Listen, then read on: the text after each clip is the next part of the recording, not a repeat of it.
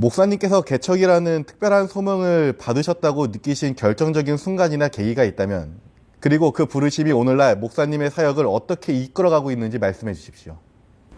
제가 처음에 목사 안수를 받을 때 하나님께서 저에게 주신 말씀이 있어요. 요한복음 21장 말씀이신데, 거기에 보면 베드로가 사실 이제 실패를 했잖아요. 예수님을 배반하고 믿음을 저버리고 갔는데 예수님께서 찾아오세요. 찾아오시고 베드로에게 그런 말씀을 하시거든요. 네가 나를 사랑하느냐? 네, 사랑합니다, 주님. 내 양을 먹이라. 라고 말씀하시거든요. 그 말씀이 제가 목회를 하는 동안에, 그리고 지금 개척을 한 이 상황에서도 그 말씀이 저에게 하나님께서 주신 저한테는 소명이에요. 내 양을 먹이라.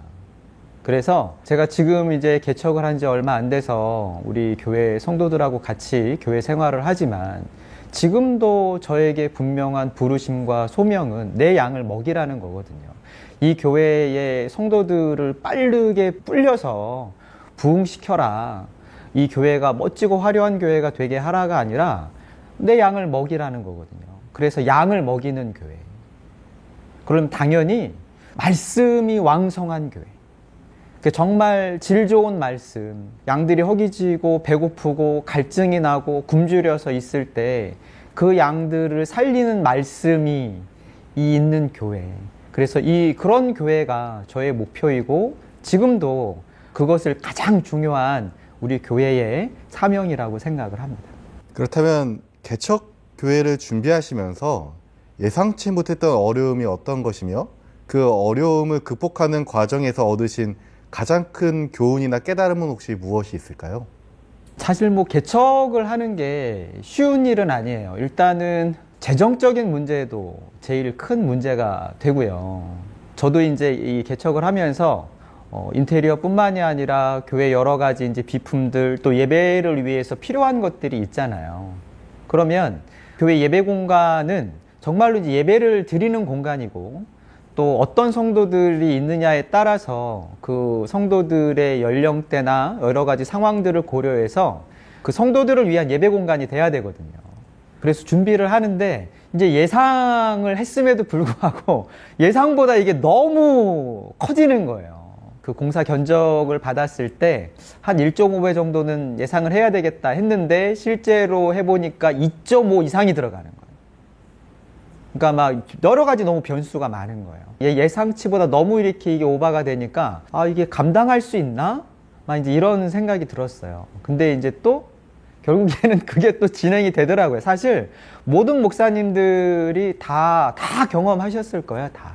이게 무언가 모르게 채워지고 무언가 모르게 도와주고, 이름도 저는 몰라요. 한 번도 만나본 적이 없는 분인데 그런 분이 도와주겠다고 하는 거예요. 이제 그런 마음들이 다 저를 알아서가 아니고 하나님을 알아서 그렇게 하시는 거죠. 하나님을 사랑하고 하나님을 믿으니까, 하나님의 교회가 세워진다고 하니까 흔쾌히 뭔가를 돕고자 하시는 거예요. 그래서 교회가 만들어진다라고 생각을 합니다. 사실 계획은 했으나 직접 해보면 너무 변수가 많아요. 그러면 이제 우리가 선택을 해야 돼요. 버려야 할 것과 지켜내야 할 것들이 있거든요. 근데 그럼에도 불구하고 여러 가지로 많이 어려움과 부족함이 있는데, 하나님께서 그런 것들을 뭔가 필요한 때에 또 필요한 방법으로 이렇게 채워주셔요. 그래서 역시 교회는 나 혼자 뭔가 노력을 해서 뭔가를 세우는 것이 아니라 하나님께서 돕는 손길들을 보내어 주셔서, 그래서 만들어져 세워져 가는 것이 교회가 아닌가. 지금도 이제 마찬가지인 것 같아요. 저도 애쓰고 노력하고 하나님 앞에 매달리고 기도하지만, 여러 기도해 주시는 분들, 또 지금도 교회를 사랑하셔서 이 교회에 정성과 사랑을 쏟아주시는 분들, 그런 분들 때문에 교회가 하나하나 돌이 쌓이듯이 그렇게 지금도 세워져 가고 만들어 가고 있다고 생각을 합니다. 그리고 또 교회 개척을 하면서 또 사람하고의 문제가 또한 장애가 되기도 해요. 여러 가지 오해들이 있거든요. 교회 왜 나가냐? 왜 개척을 하냐? 그리고 심지어는 아무래도 이제 교인의 이동이 생기잖아요. 그런 부분에서 민감할 수밖에 없어요. 그러니까 담임 목사님이 아니더라도 여러 가지 생각들이 많이 있으시니까 그런 오해들을 하나하나 풀고자 하면 사실 한두 끝도 없어요. 풀려고 설명을 하지만 어차피 또 오해하세요. 그래서 결국에는 우리가 무시해야 될 얘기들이 있구나. 내가 신경 써서 들어야 할 얘기가 있지만 이거는 그냥 흘려보내야 할 얘기들이 있구나. 그래서 하나님께서 주신 방향대로 그냥 걸어가는 거, 그런 것들이 일일이 너무 깊이 생각하지 말고 하나님께서 어차피 뭐 사람의 말로 한다 그래서 풀릴 문제들이 아니라면 하나님께서 풀어주실 때까지 내버려 두고 성실하게 그냥 주님께서 주신 말씀 붙잡고 바른 길로 가는 것이 또한 하나의 방법이다. 이렇게 깨닫게 되었습니다. 개척하시면서 제일 난관이 있었다면 혹시 어떤 게 있을까요, 목사님? 사실 그렇게 난관이라고 할 만한 게 없었어요. 물론 난관은 있었어요. 있었는데 그러니까 이게 지나고 와서 그런가 봐요. 지나고 와서 이렇게 돌이켜보면 아유 수월하게 잘 왔는데? 이제 느낌이 이제 그런 거예요. 그때 당시에는 이제 그게 너무 큰 문제고 어려웠어요. 이거 해결 안 되면 안 되는 일이었어요. 근데 이제 이게 뒤돌아서 이렇게 보니까 너무 수월하게 왔는데? 이런 느낌인 거예요. 그래서 지금 이제 질문하신 것처럼 어떤 난관이 있었습니까? 하면 제가 만약에 이제 막 개척하는 그 도중에 있었다 그러면 막 너무 막 진심을 다해서 막 이게 너무 어려워요 막 이렇게 얘기를 했을 건데 지나고 이렇게 해서 와서 보니까 생각보다는 제가 막 그 상황에서 고민하고 막 그렇게 마음 졸이고 했던 것보다는 되게 수월하게 온 거예요. 예를 들어서 뭐 재정적인 문제도 너무 이제 이게 막 0.5배 막 이렇게 돼버리니까 감당이 안 되는 거예요. 이제 준비한 게 있잖아요. 근데 그것도 또한 막 고민하고 걱정했는데 지나고 보니까 이게 생각보다 수월하게 지나온 거예요. 그래서 역시 이 신앙생활이라는 거는 우리가 이제 지나고 보면 이게 뭔가 보이는 게 있는 거구나. 그래서 우리가 믿음을 가지고 이제 보고 생각을 한다라는 건 그거죠. 나는 지금 이 시점에 있으나 마치 믿음으로 다 지난 그 시점에 있는 것처럼 이렇게 볼 수 있는 거. 그게 또한 이렇게 믿음이 아닌가, 또 이렇게 생각을 합니다. 이제 개척하신 교회만이 가질 수 있는 가장 큰 매력이나 강점은 무엇이라고 생각하시며 그 강점을 통해 어떻게 하나님께 영광을 돌릴 수 있을까요? 사실 이게 어떻게 보면 다 똑같으신 생각과 마음일 수 있다고 생각을 하거든요. 창립 예배를 드리기 그 전주에 우리 성도님들하고 예배를 드리면서 그러면서 제가 이제 하나님께서 그런 마음을 주셨어요. 창립 예배 드리기 전에 이거를 한 번은 우리 성도님들하고 얘기를 해야 되겠다. 그래서 사도행전 6장 말씀을 가지고 우리 같이 예배를 드렸거든요. 거기에 보면 초대교회에도 문제가 생겨요. 성령이 충만하고 정말 거기 위대한 지도자들이 많지 않습니까? 베드로부터 시작해서 다 사도들이에요. 그러한 정말 쟁쟁한 지도자들이 있는 교회임에도 불구하고 문제가 생기거든요. 심지어는 교회가 이제 분열될 수 있을 만한 그런 이제 상황이 벌어져요. 그때 놀라운 방식으로 이제 그 일을 해결하는 걸 봐요. 사도들이 아예 선언을 하거든요. 그러면 우리가 새로운 걸 조직하자, 새로운 방법과 수단과 이런 걸 만들자가 아니라 우리는 말씀과 기도에 전념하겠다. 결국에 교회의 힘은 말씀과 기도에 전념하는 거예요. 그래서 저는 우리 교회가 가지는 가장 큰 강점은 말씀과 기도에 전념하는 교회. 그래서 말씀으로 항상 하나님과 대면하고 하나님과 동행하고 그 말씀을 생활로 살아내고 그 말씀의 능력을 경험하고 기도로 성령의 능력을 다운로드 받는 그런 교회가 우리 교회의 강점이라고 생각을 하고요. 또 하나님께서 저에게 주신 은사 중에 하나가 아이들을 가르치는 거예요. 지금도 이제 수학을 가르치고 있지만 그래서 또 하나님께서 저에게 주신 또한 바람은 교회에서 아이들을 가르치고 양육하는 거예요. 그래서 우리가 말씀과 기도로 이 영적인 능력 이 바탕 위에 다음 세대를 세워가는 거예요. 그러니까 우리가 뭐 형식적으로 하는 그런 게 아니라 사실 다음 세대를 위해서 이렇게 여러 교회들에서 저희는 뭐 굉장히 작은 개척교회지만 큰 교회들에서 큰 규모로 하는 것들도 있거든요. 근데 큰 교회 큰 규모로 한다 그래서 모든 것이 완전하지는 않아요. 또 하나님께서 저에게 주신 귀한 소명과 사명은 우리가 쌓은 그런 영적인 토대 위에서 이 아이들을 정말 학문적으로도 탁월하게, 또 이 아이들이 말씀 안에서 바르게 잘 자라날 수 있도록, 어느 때에 하나님께서 이 아이들의 중심을 만나서 바꿔주실지는 모르는 거거든요. 그때를 위해서 우리가 토대를 잘 쌓아 나가는 거고, 또한 이 말씀 위에 학업을 쌓아야 이것이 정말 이 아이들의 비전이 되고, 이 아이들이 정말 이 세상에서 하나님께 주시는 귀한 사명과 기쁨을 잘 누리고 감당하면서 살 수 있다 생각을 하거든요. 그래서 우리가 그런 아이들을 길러내는 거, 지금 이제 우리가 좀 시작은 미약하나 바르게 길을 꾸준히 성실히 잘 간다면 하나님께서 이 우리 다니엘 아카데미라는 이 귀한 도구를 잘 사용해 주셔서 이 세상에서 정말 귀한 믿음의 일꾼들을 세워 주실 거라고 그렇게 확신합니다. 다니엘 아카데미에 대해서 한번 처음부터 끝까지 한번 설명을 해주실 필요가 있을 것 같습니다.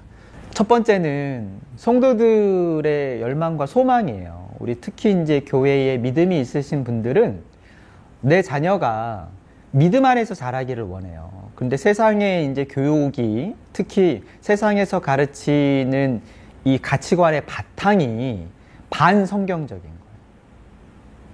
굉장히 물질적이고 또한 성경하고 맞지 않는 여러 가지 이제 우리가 가치와 윤리 부분에 있어서도 정말 납득하기 어려운 그런 것들이 많거든요. 그러면 그렇게 교육을 받으면서 자라는 아이들, 근데 교회에서 아이들을 가르칠 수 있는 시간이 너무 제한적인 거예요. 일주일에 딱 한 번이거든요. 물론 하나님께서 역사하실지는 모르겠으나 일주일에 한 번 아이들을 대면하고 가르치는 그 짧은 시간에 가르치는 것 가지고는 너무 부족한 거죠. 그러니까 많은 교회들에서 그런 시도를 하는 거예요. 심지어는 이제 대안학교를 만들기도 하잖아요.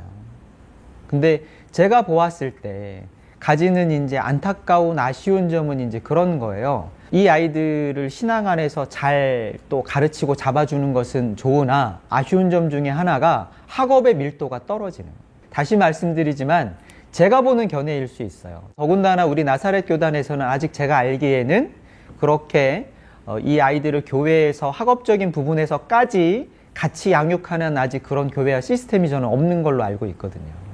그래서 많은 성도들이 또한 그러한 필요와 또한 소망을 가지고 있고 이 아이들을 믿음 안에서 말씀으로 잘 양육하고 가르치고 싶은, 심지어는 이 믿음 안에서 가르치는 것을 위해서는 학업을 어느 정도 내려놓아도 괜찮다라는 그 정도까지 마음을 가지고 계세요. 근데 저는 그래서는 안 된다고 생각하지만 이제 그 마음이 있는 거죠. 그만큼 정말 이 아이들이 믿음 안에서 잘 양육되어지기를 바라는 마음들이 있으시거든요. 저는 그 마음에 이제 답하고 싶은 거예요.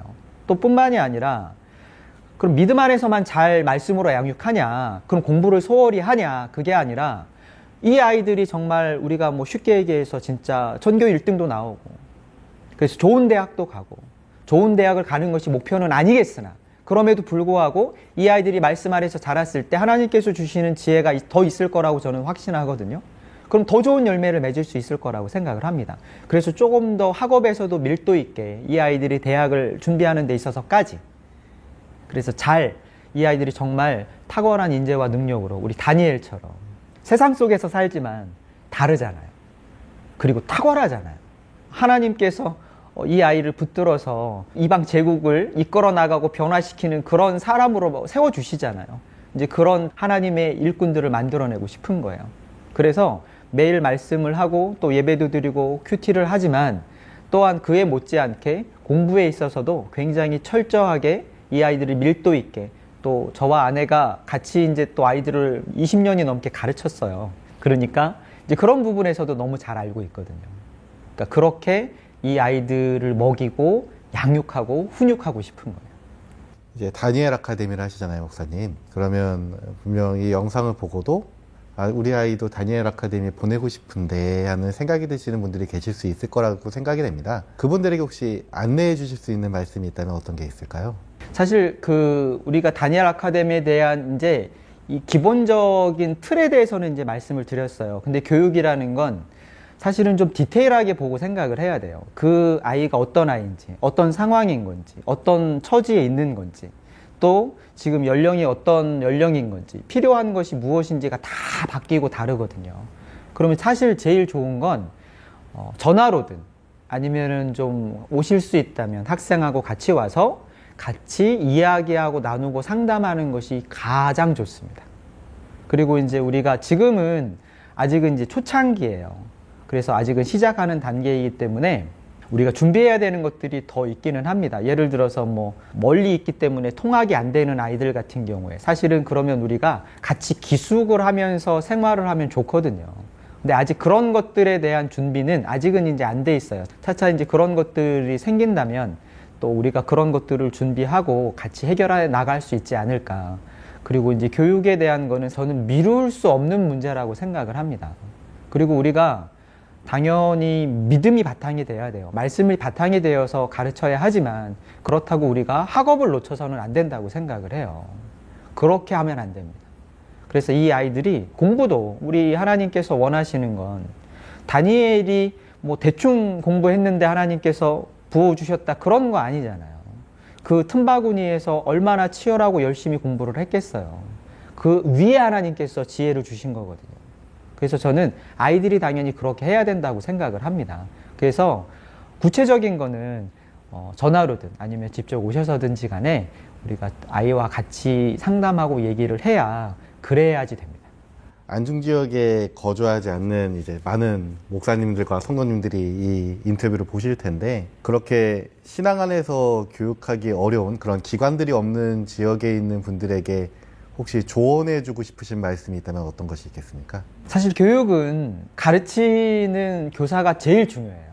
사실 뭐 공부는 교재가 좀 미비해도 혹은 시설이 좀 열악해도 가르치는 선생님이 가지고 있는 가치관과 세계관이 아이들한테 그대로 전달이 되거든요. 저도 수학을 가르치지만 수학을 가르치면서도 사실 복음을 이야기할 수 있어요. 너무 이제 멀리 떨어져 계신다고 한다면 사실 제가 뭐라고 이렇게 딱히 도움을 드릴 수가 없어요. 다만 하나님께 기도해야죠. 기도하고 길을 열어달라고 해야죠. 그 방법밖에는 없습니다. 만약에 가까운 곳에 정말로 하나님의 말씀에 튼튼히 붙잡혀져 있는 정말 성경적 세계관을 잘 가지고 있는 그런 선생님이 계시다면 당연히 그분한테 맡기면 너무 좋죠. 만약에 이제 그렇지 않다면 찾으셔야 됩니다. 찾으셔야 되고 기도하셔야 됩니다. 그리고 어떻게 보면 그거는 미루거나 포기하거나 아니면 제쳐둘 수 없는 문제예요. 다 시기가 있고 때가 있는 거고 하나님께서 뭐 우리가 성인이 된 다음에도 부르실 수는 있으나 이 아이들이 지금 한참 가치관이 형성되는 이 시기에 이 시기가 중요하거든요. 우리가 왜 유치원 때 배운 것이 80살까지 간다고 어렸을 때 아직 사고가 말랑말랑할 때 무엇이든지 잘 들어가서 형성되어지는 그때 이 아이들이 성경적인 가치관을 배워야 하고요. 또한 그 성경적인 가치관 안에 말씀의 토대 위에 학업이 이렇게 쌓아져야 저는 그래야 이게 가장 이상적이라고 생각을 하거든요. 그러면 포기하지 마시고 기도하셔야 됩니다. 하나님께서 답을 주실 때까지 기도하셔서 그 답을 얻어내셔야 됩니다. 그러면 제가 딱히 뭐라고 분명하게 말씀을 드릴 수는 없으나 하나님께서 기도에 분명히 답을 주시고 응답해 주시리라고 믿습니다. 목사님의 목회를 한마디로 정의한다면 어떻게 표현하시겠습니까? 그리고 그 이유는 무엇일까요? 제 목회는 앞에서도 하나님께서 주신 그 사명 하나예요. 내 양을 먹이라. 그래서 저는 말씀이 왕성한 교회. 다른 것은 다, 그러니까 제가 교회 개척을 준비하고 지금도 하면서 사실 되게 일이 많아요. 개척교회다 보니까 하나하나 이제 제가 챙겨야 되고 신경 써야 되고 하는 부분들이 많거든요. 그러면서 항상 저에게 주시는 그 깨달음은 그거예요. 뭐가 제일 중요하니? 우선순위를 정하지 않으면, 구체적으로 우선순위를 정해서 하지 않으면 이게 흔들리는 거예요. 막 다른 거에 시간을 너무 많이 쏟기도 하고 뺏기기도 하고, 그래서 정말 내가 중요하게 붙잡고 있어야 되는 걸 놓치기도 하거든요. 근데 항상 하나님께서 저에게 제일 우선순위로 주신 소명과 사명은 내 양을 먹이라는 것이니까 다른 거는 우리가 놓칠 수 있어도 이 양을 먹이는 이것만큼은 붙잡고 가야 된다. 이것이 가장 소중한 제 이 목회의 이 가치다. 저는 그렇게 이제 확신하고 신념을 가지고 붙들고 가고 있거든요. 그래서 항상 이제 제일 큰 부담은 이제 그거죠. 어떻게 성도들을 잘 먹일 것인가. 이 성도들에게 하나님의 말씀을 어떻게 하면 하나님의 말씀으로 전할 것인가. 우리가 뭐 여러 가지로 포장을 할 수 있으나 사도 바울도 똑같이 이야기하잖아요. 내가 너희들에게 세상의 지혜로 말하는 것이 아니다. 하나님의 말씀으로 들릴 수 있도록 정말 하나님의 말씀을 하나님의 말씀답게 펼쳐서 보여주고 이 사람들에게 들려서 먹여줘야 되거든요. 그래서 결국에 이 말씀을 먹어서 이 먹은 말씀이 성도들의 생활로 이게 나타나야 돼요. 그게 힘이 되어지고 이들을 변화시킬 수 있어야 되고 이끌어갈 수 있어야 되거든요.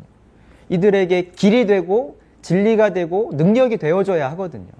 그러려면 목회자가 너무 중요한 입장에 있는 거예요. 그 사명을 맡고 있거든요.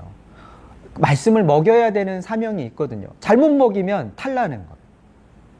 그러니까 지금도 저한테 가장 큰 고민과 가장 큰 걱정과 가장 큰 바람과 가장 큰 소망은 어떻게 하면 이 성도들에게 하나님의 말씀을 하나님의 말씀으로 먹일 수 있는가 하는 것이 저한테는 가장 큰 고민이고 숙제입니다.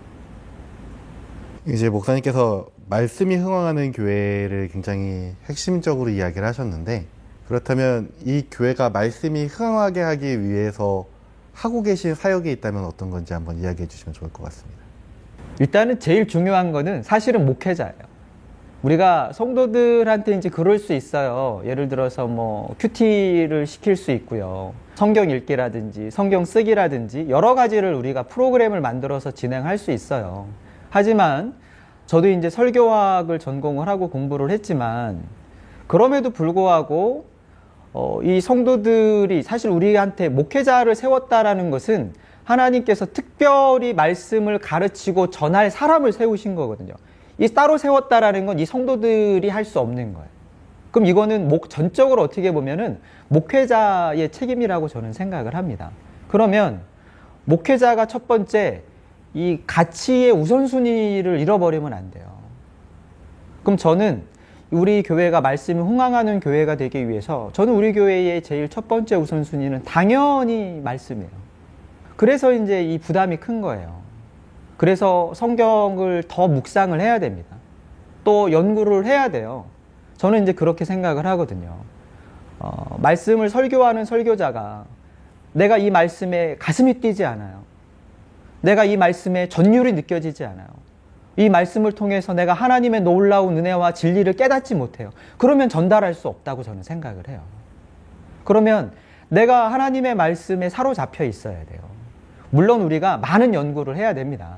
배경 연구뿐만이 아니라 이 말씀의 여러 가지 주석들과 설교들과 우리가 끊임없는 연구를 해야 돼요. 근데 무엇보다도 이 말씀을 통해서 주시고자 하는 하나님의 말씀을 들어야 돼요. 그래서 그러한 경험들 하시잖아요. 막 전율이 느껴져요. 그래, 그렇지, 이 말씀이지, 그렇지, 이게 이런 뜻이지.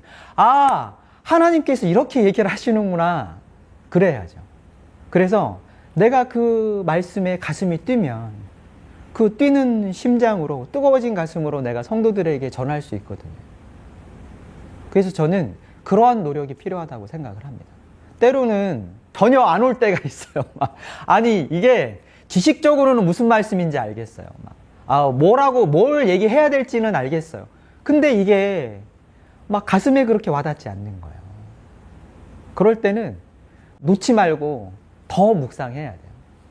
더 묵상하고 더 기도하고 하나님 앞에 매달려야 합니다. 제가 그래서 자주 하는 기도가 있어요. 하나님, 이 양들 먹여야 되잖아요.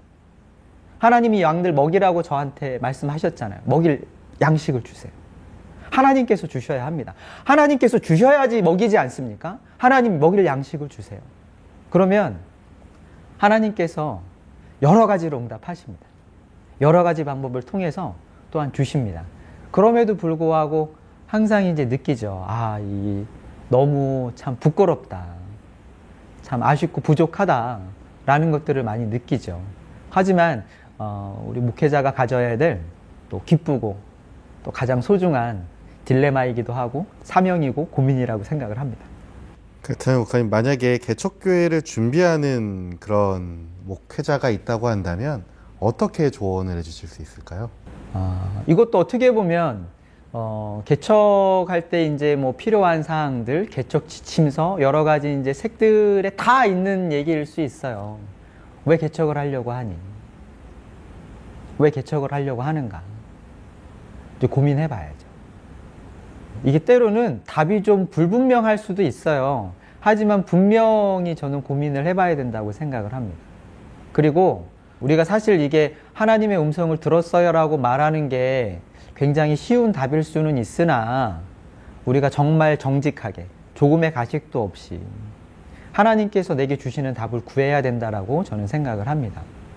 그리고 나서 개척을 했을 때 하나님께서 나에게 주신 소명을 바라보고 가는 거니까 내가 가지 않죠. 내가 내 길을 계획하고 가지 않죠. 하나님께서 인도하시는 그 길을 자꾸 묻겠죠. 하나님 저에게 이렇게 가라고 하지 않으셨습니까? 하나님 어느 방향으로 가야 하겠습니까? 무엇을 해야 하겠습니까? 하나님 저에게 이렇게 얘기를 하셨는데 하나님 그렇다면 하나님 주셔야 되는 거 아닙니까? 하나님 저에게 이렇게 얘기하시고 이렇게 저한테 소명과 말씀을 주셨잖아요. 그러면 당연히 하나님 이거 주셔야 되는 거 아닙니까? 하나님 주세요. 하나님 저에게 인도해 주시고 길을 열어주시고 안내를 해주세요. 이렇게 기도하고 물을 수 있잖아요. 그래서 어차피 우리가 목회는 내가 꿈을 가지고 가지만 이 비전과 꿈이 내 꿈인 건지 하나님 꿈인 건지는 반드시 확인을 하고 가야 된다고 생각을 합니다. 이제 개척하신 교회가 교단 안에서 감당해야 되는 특별한 역할이나 책임이 있다면 혹시 무엇이 있을까요? 저는 이제 그 장로교 교단에서 나사렛 교단으로 이제 편입한 케이스예요. 제가 나사렛 교단에 와서 제일 궁금했던 게 뭐냐면 온전 성결이에요. 장로교회는 그런 교리가 없어요. 그런 말 자체가 없어요. 우리가 이제 중생, 칭의, 그 다음에 성화거든요. 그리고 이 땅에 사는 동안에 우리가 거룩한 부르심을 받아서 이제 그렇게 이제 살아가는 건데 여기 와서 이제 난생 처음 온정성결이라는 걸 들은 거예요. 그러면 도대체 이 온전성결이 뭔가 되게 궁금한 거예요. 그러면서 제가 여러분들한테도 물어보고 찾아서 공부도 하고 아직도 저한테는 마치 이제 하나의 숙제처럼 남아있기는 해요. 아직 온전하게 그것이 무엇인지 제가 다 이해했다고 말할 수는 없으나 제가 이해한 것대로만 가지고 이제 생각을 한다면 온전성결은 하나님께서 우리를 부르신 데에는 하나님께서 우리를 다 사랑하시잖아요. 사랑하시는 자에게는 다 부르심이 있거든요. 다시 말해서 거룩한 삶으로 부르신 거예요. 하나님의 백성으로 부르신 거예요. 그러면 하나님의 백성으로 거룩한 삶으로 부르셨는데 이때 필요한 게 뭐냐면 온전성결인 거예요. 내가 하나님의 성령으로 충만해서 내가 정말 그런 하나님의 말씀을 기쁨으로 잘 감당하고 지켜서 행할 수 있는 그런 강한 열망과 온전한 순종의 마음이 저는 온전 성결이라고 생각을 하거든요. 뭐 쉽게 얘기하면 우리 성령 충만하고 같은 거죠, 결국에는. 그러면 제가 가지고 있었던 숙제인 것만큼 많은 나사렛 교회들이 있지만 정말 그 나사렛 교회의 성도들이 온전 성결에 대해서 정확히 이해하고 있는가? 정말 너무나도 좋은 교리인데 그 교리를 우리가 제대로 잘 가르쳐서 성도들이 온전한 성결을 향해서 우리가 그렇게 생활을 하고 가고 있는가? 이 온전 성결을 우리가 이 이름으로써 정말 하나님 앞에 온전히 순종하고 하나님의 말씀을 기쁨으로 살아낼 수 있는 힘과 원동력인데 우리가 그렇게 살아나가고 있는가? 근데 제가 감히 이제 제 소망은 우리 교회가 그런 교회가 됐으면 하는 거예요. 그런 모델이 되었으면 하는 거예요. 아직도 더 공부하고 가르쳐야 하겠으나 우리 나사렛 성결교단이 가지고 있는 굉장히 고귀한 가치인 온전 성결, 하나님의 그 사랑하심과 그에 따라서 우리에게 주신 그 부르심에 우리가 응답하는 그 온전 성결의 능력이 우리 교회를 통해서 나타나고 또 이렇게 전파되어지고 어떤 그런 하나의 사례와 모범이 되는 그런 교회가 되었으면 좋겠다. 또 하나 더는 우리가 다니엘 아카데미를 시작을 했잖아요. 근데 이 다니엘 아카데미가 하나의 새로운 선교의 패러다임으로 또 다음 세대를 길러내는 굉장히 귀한 모범의 사례로 그렇게 자리매김을 해서 나사렛 이 교단에 좋은 영향력을 끼쳤으면 좋겠다라는 생각을 가지고 있습니다. 앞으로 5년, 10년 후에 목사님이 꿈꾸시는 교회와 공동체의 모습은 어떠하며 그 비전을 이루기 위해 가장 중요하다고 생각하여 준비하고 계신 것은 무엇입니까? 사실은 질문을 여러 가지로 이제 다른 질문을 해주시지만 이제 제 답변은 사실은 어떻게 보면 동일한 거예요. 제가 이제 5년, 10년 후의 비전은 그렇습니다. 하나예요. 말씀이 왕성한 교회. 점점 더 말씀이 왕성해지는 교회.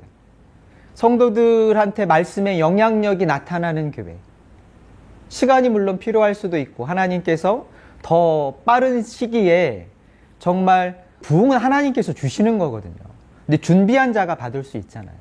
하나님께서 언제 놀라운 부흥의 역사를 이루어 주실 줄은 모르나 언제 성령의 바람이 불지는 모르나 말씀으로 잘 먹여서 잘 가르쳐줘서 하나하나 저들의 그 삶이 바뀌어지고 말씀으로 살아나지는 그래서 우리 성도님들의 삶 가운데 말씀의 능력과 힘이 나타나는 그 놀라운 진리가 나타나는 그런 교회를 이제 꿈꾸죠. 뿐만이 아니라 지금 우리 다니엘 아카데미를 하지만 지금은 이제 1세대예요. 1세대 아이들 몇 명 안 되지만 이 아이들이 자라서 저는 이제 그런 꿈을 꾸거든요. 이 아이들이 자라서 2세대, 3세대를 돕는 거예요. 자기들이 경험을 했잖아요. 그러면 우리들이 줄 수 없는 것이 저는 있다고 생각을 합니다. 이 말씀 안에서 학업과 또 신앙을 같이 공부하면서 자란 아이들. 그리고 저는 학업도 물론 신앙이 중요하지만 학업을 소홀히 해서는 안 된다고 생각을 하거든요.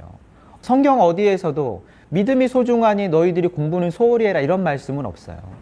그럼 우리가 학업에서도 당연히 충성을 해야 되고 좋은 열매를 맺어야 된다고 생각을 합니다. 그래서 이 아이들이 그러한 틀을 가지고 잘 양육되어져서 공부되어지고 이 아이들이 그런 경험을 바탕으로 해서 다음 2세대, 3세대 아이들에게 이 도움을 줄 수 있는 거죠. 이 아이들을 가르쳐 줄 수 있는 거죠. 더군다나 본인이 경험했기 때문에 더 좋은 영향력을 끼칠 수 있을 거라고 생각을 합니다. 그래서 우리가 5년 또한 특히 10년 후에는 우리가 또 그러한 열매를 볼 수 있지 않을까 그렇게 기대를 합니다. 그러면 이 인터뷰를 보시는 모든 분들에게 꼭 한 가지 기억해 주셨으면 하는 메시지가 있다면 무엇일까요? 개척교회 목사가 이런 말을 하면 되게 막 건방지다고 하실 수 있어요. 근데 제가 예전에 우리 그 한경직 목사님이 이제 많은 교회 목사님들에게 그런 말씀을 하셨잖아요. 예수님 잘 믿으십시오. 목사님들에게 하신 얘기거든요. 저는 그 말이 정말 가슴에 와 닿았어요. 우리 사랑하는 나사렛 교회 성도 여러분, 예수님 잘 믿으십시오. 예수님 잘 믿으시기를 바랍니다. 이 땅에서 사는 동안에 우리가 필요한 것들이 여러 가지가 있고 또 여러 가지 개인적인 고민과 어려움과 여러 가지 상황들이 있지만 모든 것에도 불구하고 우리가 예수님 잘 믿었으면 좋겠습니다. 사랑합니다.